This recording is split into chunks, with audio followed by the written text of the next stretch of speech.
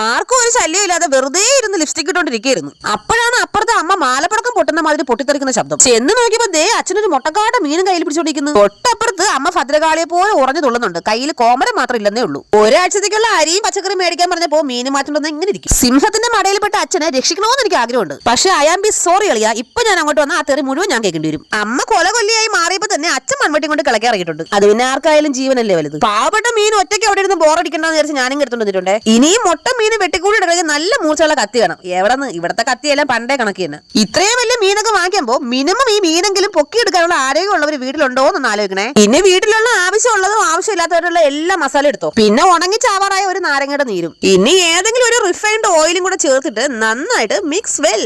കലക്കിയെടുത്ത മസാല ഉപ്പുണ്ടോന്ന് നോക്കിയതായിരുന്നു. ഉപ്പിച്ചിരി നന്നായിട്ട് കൂടിയാലും മുളക് ഒട്ടും കുറഞ്ഞിട്ടില്ല. ഇന്നത്തെ ദിവസം എന്തായാലും അച്ഛന് ധനനഷ്ടം മനഹാനിയാണ്. എന്നാ പിന്നെ അച്ഛന്റെ വാഴയുടെ ഒരു ഇല തന്നെ ഇട്ടാം. ഇനി കഴുകി വെച്ചേക്കുന്ന മീനിനെ നന്നായിട്ട് മസാലയിൽ കുളിപ്പിച്ച് അങ്ങോട്ട് എടുക്കാം. ഇനി തീയിൽ വെച്ച് ചൂടാക്കിയ വാഴയിലോട്ട് ആ മീനിനെ അങ്ങോട്ട് എടുത്ത് കിടത്താം. ഇനി നമ്മൾ കൊറിയർ അയക്കാൻ വേണ്ടി സാധനമൊക്കെ കെട്ടിപ്പൊതിഞ്ഞ് എടുക്കുന്ന പോലെ നന്നായിട്ട് ആ മീനിനെ കെട്ടിപ്പൊതിഞ്ഞ് അങ്ങോട്ട് എടുക്കാം. അങ്ങനെ സാധനമൊക്കെ കെട്ടിപ്പൊതിഞ്ഞ് സീല് വെച്ച് റെഡിയാക്കി ഇവിടെ വെച്ചിട്ടുണ്ട്. ഞാൻ മീൻ കെട്ടിപ്പൊതിഞ്ഞ് വെച്ചേക്കുന്ന കണ്ടിട്ട് ശീതുട്ടിക്ക് ഇവിടെ ചിരി സഹിക്കാൻ വയ്യ. അല്ലെങ്കിൽ നിങ്ങൾക്ക് ഇങ്ങനെ ചിരിച്ചാതെയല്ല. ഒരു യുദ്ധത്തിനിടയിൽ ഈ മീൻ അടിച്ചു മാറ്റി ഇത്രയും വരെ എത്തിക്കാൻ പറ്റ പാട് എനിക്ക് മാത്രമേ അറിയാവൂ. ഇനി ഗ്രില്ലൊക്കെ കയ്യിലിരിക്കുന്നിട്ട് ഞാൻ കോഴിക്കൂട് ഉണ്ടാക്കാൻ പോകണമെന്നാണെങ്കിൽ അല്ല കേട്ടാ. എന്തായാലും അമ്മ വീട്ടിൽ അടിയന്തരാവസ്ഥ പ്രഖ്യാപിച്ചു. എന്നാ പിന്നെ മീനിനെ ചുട്ടെടുക്കാം. തേങ്ങയ്ക്കും ചിരട്ടയ്ക്കൊക്കെ ഇപ്പൊ ഒരുപോലെ വില ഉണ്ടാവും. കുറച്ച് മാത്രം എടുത്ത് കത്തിക്കാം. എന്റെ പുത്തൻ അടുപ്പ് കണ്ടിട്ട് ആരും ഗീവവേ തരുമെന്ന് ചോദിക്കരുത്. ഇത് ഞാൻ ആർക്കും തരൂല കേട്ടോ. എന്റെ ദൈവമേ, നാട്ടുകാരെ മൊത്തം പുകച്ച് ചാടിക്കാൻ നോക്കിയെന്നും പറഞ്ഞ് ഇനി പോലീസ് സ്വമാതയെ കേസെടുക്കുമെന്തോ.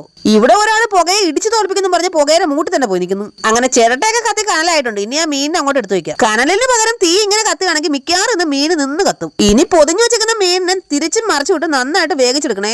എന്തായാലും മീന് ചൂടത്തിരിക്കുകയല്ലേ, എന്നാ പിന്നെ നന്നായിട്ട് വീശി കൊടുക്കാം. ഇനി അടിയിൽ നിന്ന് കുറച്ച് കനൽ വാരി മീനിന്റെ മണ്ടയ്ക്കോട്ട് ഇട്ട് കൊടുക്കാം കേട്ടാ. അങ്ങനെ കനലിലിട്ട് തിരിച്ചും മറിച്ചു കൊടുത്ത് സംഭവം സെറ്റ് ആയിട്ടുണ്ടേ. ആഹാ, കണ്ടിട്ട് നല്ല മാങ്ങ അച്ചാറിട്ട മാതിരി ഇരിക്കുന്നു. സംഭവം കണ്ടിട്ട് കൊതി സഹിക്കാൻ വയ്യാതെ ഒരു പീസ് ഇങ്ങോട്ട് ഇളക്കി എടുത്ത് കഴിക്കാൻ വേണ്ടി വായിലേക്ക് വെക്കാൻ പോയപ്പോ തന്നെ കണ്ണം വിളിച്ചു. അങ്ങനെ കയ്യിലിരുന്ന മീനും പാത്രം അവിടെ വെച്ചിട്ട് കണ്ണനെടുത്ത് സംസാരിച്ചിട്ട് ഒന്ന് കഴിക്കാന്ന് പറഞ്ഞ് പോയത് മാത്രമേ എനിക്ക് ഓർമ്മയുള്ളൂ. തിരിച്ചു വന്നു നോക്കിയപ്പോ മീനും ഇല്ല, പാത്രവും ഇല്ല. എടാ, പാത്രത്തോടും കൂടി മീൻ അടിച്ചോണ്ട് പോകുന്ന പൂച്ചേ.